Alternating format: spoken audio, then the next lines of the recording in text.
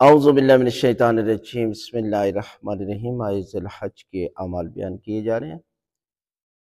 4 ذی الحج کے اعمال، یہ عشرہ بہت بڑا عبادتوں کا عشرہ ہے، مغفرت کا عشرہ ہے، اور اس میں نیکیوں کو دگنا کر دیا جاتا ہے، گناہ معاف ہوتے ہیں، اور اس کی راتوں کی عبادت کرنی چاہیے۔ اور پہلے 9 دن میں روزہ رکھنے کی فضیلت یہ ہے کہ اگر آپ نے روزہ رکھا تو ساری زندگی روزہ رکھنے کا اجر سو، لا الہ الا اللہ کا ذکر کریں، خداوند عالم آپ کی گناہ معاف کرے۔ بہترین ایک نماز ہے، مغرب اور عشاء کے درمیان میں 2 رکعت نماز ہے۔ 2 رکعت نماز پڑھتا ہوں یا پڑھتی ہوں قربتاً اللہ۔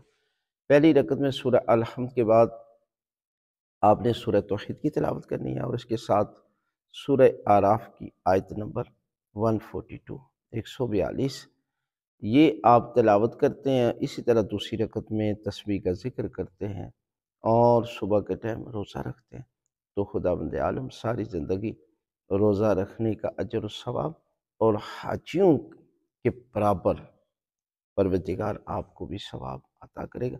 لہذا اس شب ان اعمال کو ضرور انجام